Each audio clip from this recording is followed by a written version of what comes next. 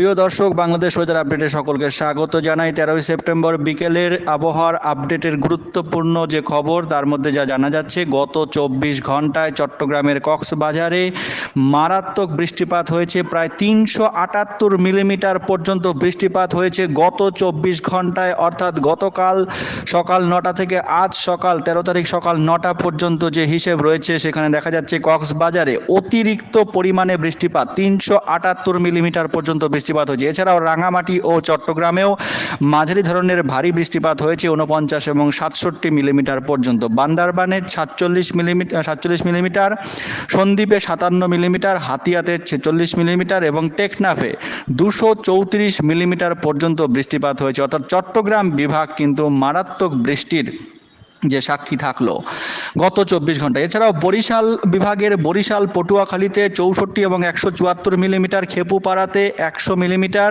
এবং এই কয়েকটি বিভাগ বাদ দিলে ঢাকা বিভাগের সামান্য মাদারীপুরে 25 মিলিমিটার, গোপালগঞ্জ এবং ফরিদপুরে ছিটেফোঁটা বৃষ্টিপাত হয়েছে। এছাড়া অন্যান্য জেলাতে সেরকম কোনো বৃষ্টিপাত দেখা যায়নি।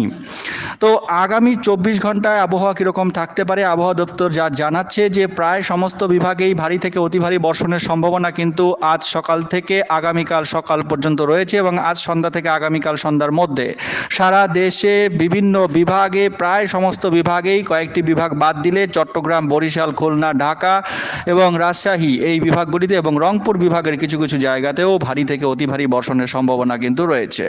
আবহাওয়ার পূর্বাভাসে জানানো যাচ্ছে মৌসুমি বায়ুর অক্ষ এই মুহূর্তে মোটামুটি যা দেখা যাচ্ছে, পাঞ্জাব, হরিয়ানা স্থূল নিম্নচাপের কেন্দ্রস্থল, বিহার, গাঙ্গেয় পশ্চিমবঙ্গ এবং সুস্পষ্ট লঘুচাপের কেন্দ্রস্থল হয়ে আসাম পর্যন্ত বিস্তৃত হয়েছে।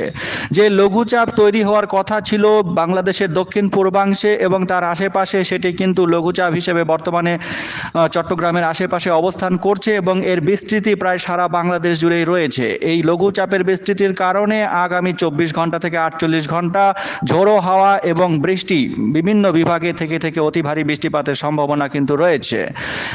এই যে লঘুচাপটি তৈরি হয়েছে এর প্রভাবে ঝোড়ো হাওয়া বয়ে যেতে পারে উপকূলবর্তী বিভাগে 50 থেকে 60 কিলোমিটার প্রতি ঘন্টা বেগে আগামী 48 ঘন্টা। মৌসুমি বায়ু এই রকম অবস্থায় বাংলাদেশের ওপর সক্রিয় অবস্থাতেই দেখা যাচ্ছে এবং উত্তর বঙ্গোপসাগরেও প্রবল অবস্থায় সক্রিয় রয়েছে। আজ সন্ধ্যা থেকে আগামীকাল সন্ধ্যা পর্যন্ত, আজ 13 তারিখ সন্ধ্যা থেকে 14 তারিখ সন্ধ্যা পর্যন্ত রাজশাহী, ঢাকা, খুলনা, বরিশাল ও চট্টগ্রাম বিভাগের অধিকাংশ জায়গাতেই বৃষ্টিপাত এবং ভারী থেকে অতি ভারী বৃষ্টিপাতের সম্ভাবনা থাকছে।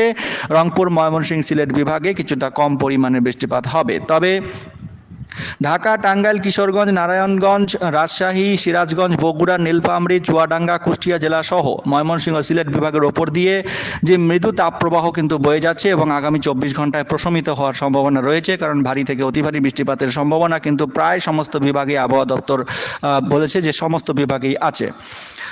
আগামীকাল মোটামুটি সন্ধ্যা থেকে 14 তারিখ সন্ধ্যা থেকে 15 তারিখ সন্ধ্যা পর্যন্ত বৃষ্টিপাতের পরিস্থিতি একই রকম থাকবে। তাপমাত্রাও কিছুটা হ্রাস পাওয়ার সম্ভাবনা রয়েছে এবং 15 তারিখ বিকাল থেকে 16 তারিখ বিকালের দিক থেকে বৃষ্টিপাতের যে প্রবণতা ধীরে ধীরে কম হওয়ার সম্ভাবনা রয়েছে এবং আগামী 72 ঘন্টা বৃষ্টিপাতের পরিস্থিতি থাকলেও তারপরে বৃষ্টিপাতের পরিস্থিতি ধীরে ধীরে কমতে থাকবে এবং বৃষ্টিপাত যা দেখা যাচ্ছে মূলত খুলনা বিভাগ, আগামী 24 ঘন্টায় বৃষ্টিপাত মূলত খুলনা বিভাগ, আজ বিকেল থেকে আগামীকাল বিকেল পর্যন্ত চট্টগ্রাম বিভাগ, খুলনা, বরিশাল এবং রংপুর বিভাগের কিছু অংশে ভারী বৃষ্টিপাতের সম্ভাবনা কিন্তু থাকছে।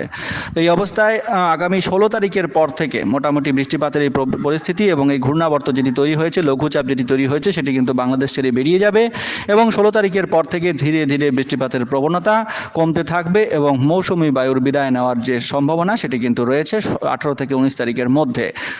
তো এই ছিল আবহাওয়ার একটি ছোট্ট সংবাদ। চ্যানেলের সঙ্গে থাকুন প্রতিদিনের নিয়মিত এরকম আপডেট পাওয়ার জন্য এবং ইম্পর্টেন্ট আপডেট সকলকে শেয়ার করে জানিয়ে দিন। ভিডিওটি ভালো লাগলে লাইক করুন। অনেক ধন্যবাদ।